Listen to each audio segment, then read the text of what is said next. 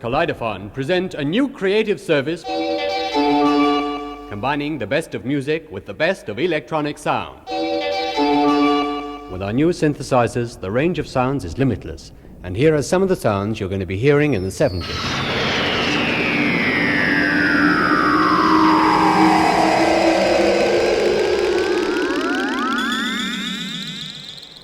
Chris Carter here. This is Cosey Fanni Tutti. My name's Adrian Utley. I'm Mandy Wigby. Ian Heliwell. I'm Ian Campbell from Synth Curious in Coventry. My name's Martyn Ware from Illustrious 717. My name is Suzy Mangion. Originally the Human League. White Noise were Delia Derbyshire, Brian Hodgson and David Vorhaus. Delia and Brian were members of the Radiophonic workshop. They'd met David Vorhaus in 1968 at a lecture that Delia and Brian were giving, and decided to work together. Delia and Brian having worked with Peter Zinovieff's Unit Delta Plus previously. With David meeting them, I think he realised that he'd seen the future of where he wanted to go with what he was doing. They ended up setting up Kaleidophon studios, and they produced electronic music. So White Noise didn't come out of nowhere. I think people maybe like to think it did, but it didn't. It's very much of its time because you hear the influences musically. There was actually an awful lot of experimental psychedelic pop with electronic stuff coming out of America. You would tend to make the links with Silver Apples and the United States of America. You could think of those.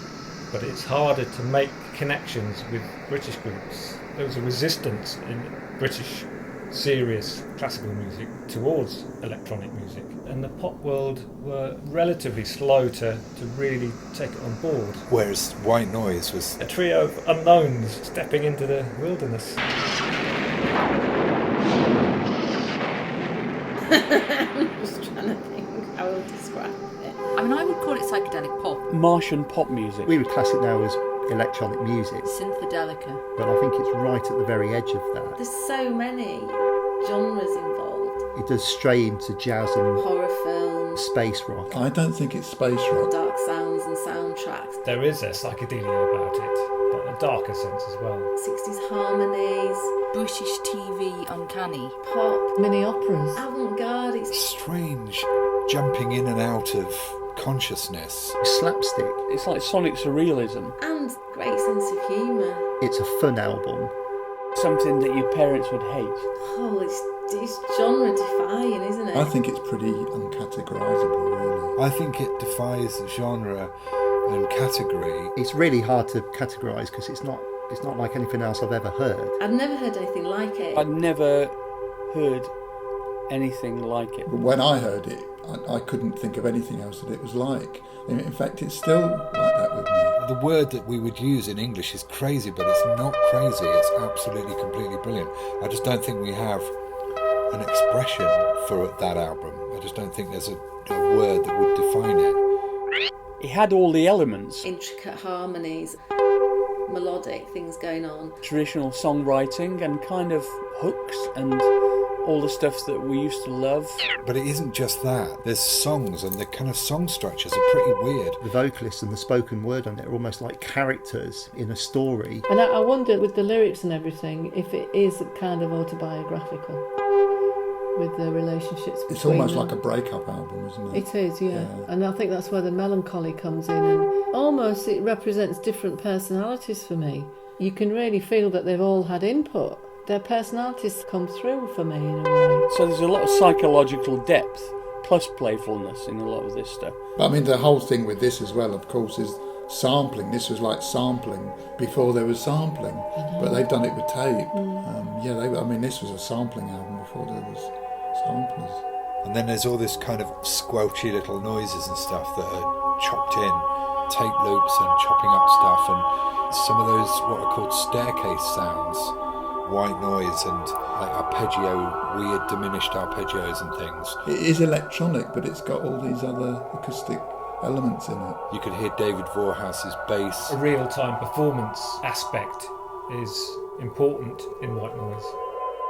I think it's a very successful mixture of the melodic and the abstract meeting, and I think that's what really is the hallmark of the album. It makes it quite special. So it's not just about the music or the techniques of composition, although it is all highly musical and intelligent.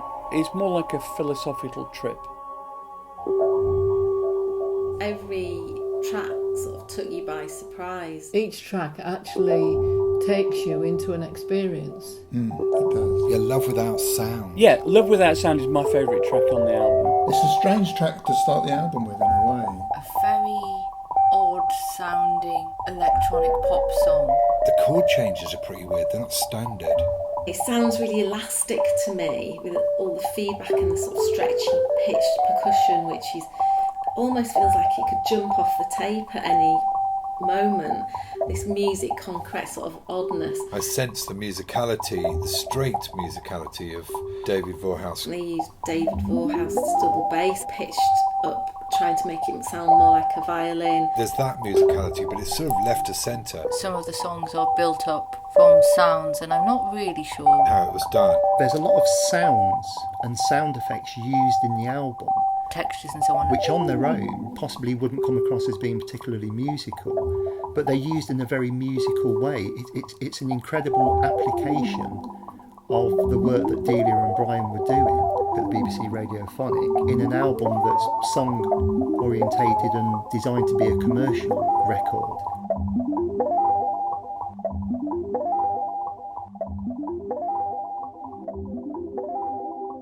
Then it goes into My Game of Loving. Which I really like, actually. I've always liked My Game of Loving. My Game of Loving is quite disturbing. I think it's an incredible track, and I say that despite the grunting and groaning. It's not because of that. You feel like you're in the world of 60s free love for a second. There's a lot of pitch shifting in there going on. There's pitch shifting in the orgy scene, which I find a bit disconcerting. There's a lot of speeding up on the album. They've sped sounds up, and that often adds a slight comical sort of element to a song, even if it's not meant to, you know. There's one part where there's a guy who just sounds like he's having the best time ever in the orgy, and he's cracking a whip, and that just like appears. You can only really hear it if you're on headphones in a section. Like, oh my god, he's having a great time, this guy, more so than everyone else. And I just think the attention to that sort of detail, whether it was conscious or subconscious, they managed to create this atmosphere, which is, I think, trying very hard to be provocative, very late 60s, and can be a bit embarrassing when you're listening to it. I might have skipped the kind of orgasm track. That would have been excruciating in front of my dad. Yeah, the orgasms. I don't know what the purpose of them were, but they didn't have to be a purpose. There's definitely something going on that record. There's rumours that some of the moaning and groaning is real, and having met David and seen the twinkle in his eye, I think there's every possibility that those rumours are true.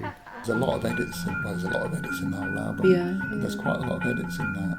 A lot of overdubbing and can you imagine if there was like 1,000 edits, Delia must have done a lot of that because she was, the editing queen. Yeah. And David did some. Delia Derbyshire was amazingly brilliant at chopping tape and making music from tape. Many, many hours of work. Hours and hours of editing. Yeah.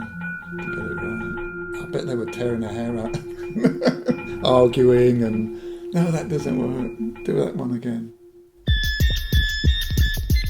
Then you get to Here Come the Fleas. Here Come the Fleas, what the hell's that all about? Just totally disturbing, I find. Here Come the Fleas is quite bizarre. I don't actually like it. It's my least favourite track on the album. I sometimes skip that track. It makes no sense to me. I find it a bit bad trip. It's a bit like the Joker in Batman or something, it's like, what is it? And what's the point? It has a bit of the zany English, almost musical. That kind of crazy British humour. Kenny Everett liked it, apparently. There's that little montage sequence. It's like something from the Goon Show. Yeah, like the Goons. Yes, I was thinking Spike Milligan, definitely. Yeah. That is straight out of the Goons or something like that. Python. Someone like Bruce Lacey. All those people kind of inhabited that world at that time. Beatnik times where you just sort of broke the rules, It's so brilliantly cartoonish and intricate and funny sound effects and stuff. It's so radiophonic, and you think, I'm sure I've heard that before, you know. Well, Major Bloodknock's stomach, the Dick Mills segment, it almost goes into that. And then they come in with something completely opposite, and you're sort of thrown against the wall. The beauty of that one, that it isn't actually corny. The humour is pitched at the right level. I think that's quite an accomplishment, something really celebratory about the use of sound.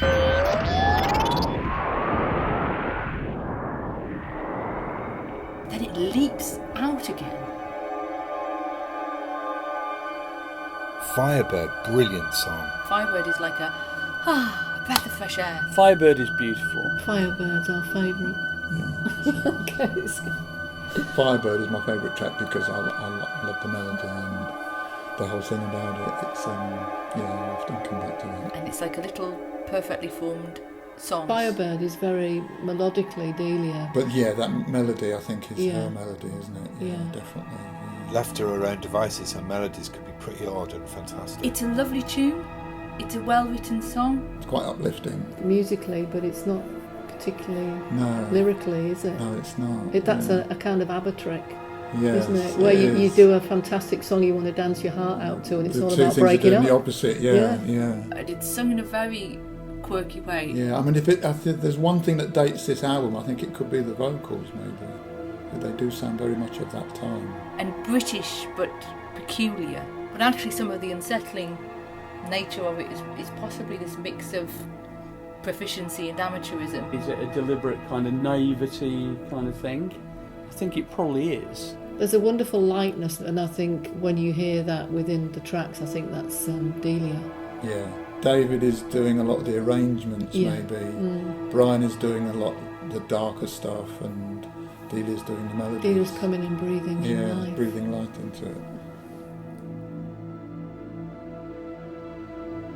I really love the start of Your Hidden Dreams. It's a slightly more mysterious and darker tone. You've got these familiar kind of whooshes and swooshes and almost like the Doctor Who theme, the way it starts. It's got some lovely instrumentation and some lovely chord progressions in there, so just some lovely sounds.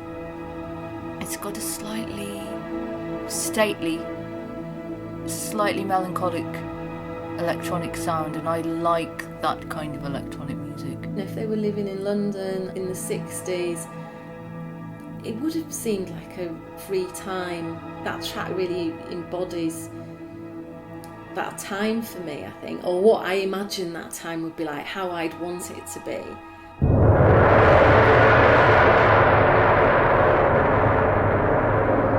Then we get to the Visitation. That is completely genius. I love the Visitation. I think that's probably my favourite track on the album. It's probably inspired me the most to do other things. Here you've got the story of a motorbike accident and the supernatural aftermath of that. It's like a psychodrama and deeply affecting. How did they get there with that kind of massive stream of, a story kind of viscerally played out? The use of a narrator taking us through it. Did they write a scenario? It's incredible. It's really not straightforward. The time signature is weird, so you never really know where you are in the beat. So many different layers in there.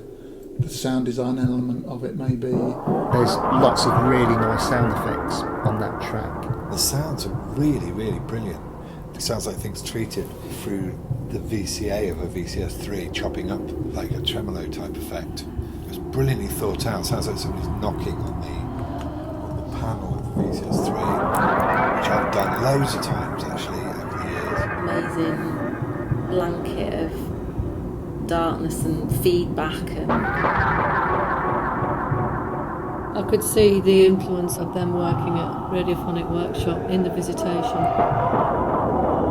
Kaleidophon Studio were making all these sound effects for theatre, so Delia and Brian would have been working on radio stuff and stories illustrated by sound and the new way of thinking about sound as well, and bringing to life those ideas in a sonic way. So, yeah, completely fantastic. and also it's got amazing use of panning and the way that they use the sort of stereo, and it can be really extreme or sweeping of sounds across the spectrum, which is really, really well done. The stereophonic effects are crucial to the enjoyment of it. The way sounds are moving into space. Such depth to it, such depth of field. For me, that's the standout track on the album. Smoking drugs and listening to that. Genuinely frightening if you're listening in the dark.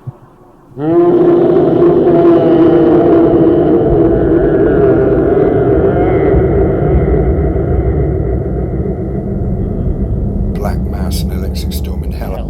Well, that's not taking any prisoners as a title, is it really? Is it an invocation as well? Could it be used as an invocation because it was used in a Dracula film? It switches sides, doesn't it? And it pans as it's going. Sometimes quite extreme panning. It's always nice to hear stuff that's panned hard left and right. It's really gone out of favour. I actually stole that idea for a thing I did with Nicholas Roeg, the film director. The idea of a drum solo panning with other stuff going on was in my mind, and it must have been from White Noise. Phasing or the treatment on the drums. Again, sort of connects with the United States of America, the way they electrify treated drum kit. The pitch shifting down in the drums is particularly used now in a lot of grime and hip hop.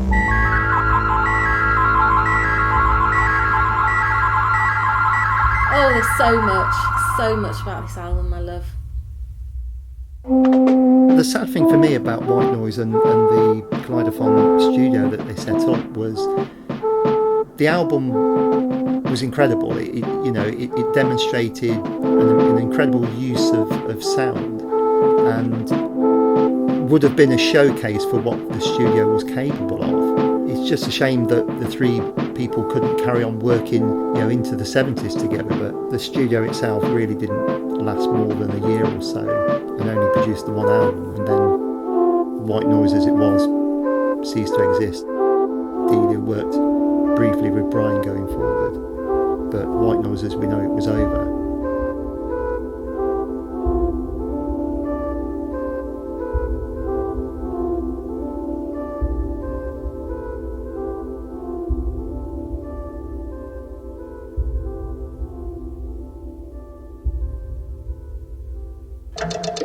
In terms of people it influences now, I think there are a lot of There's a label called Ghostbox, a lot of experimental electronic stuff that's tinged with radiophonic quite melodic, and I can hear and I the think influence people of are looking electric further and storm, further some of the things they do. There's some obvious more recent and then I always references direct them to what mine is. Add Into X and Broadcast and bands like that. They are very influenced by this album. But I can hear White Noise in other I think bands it's more like experimental. Goldfrapp and Portishead and bands like this that you listen to and you just hear elements that take you straight back to That stuff has gone into my DNA, kind of, and came out in some other way in the music that I make now. Clad and the way that they use. So definitely bands like Broadcast, Cram, Stereo now, bits of Aphex Twin. So many artists have cited. Yumino, the way that they use. Especially that potential fun direction between some of those rock groups really take only as the 70s sounds like unfold, but it didn't really work out. Blank Mass, the way that he layers sounds and the way that he moves sound around the spectrum again is really Because of the way it was nice. put together. Hey, do you mind? The man can't even hear his own pans in here. We're trying to practice. Keep it down, will ya?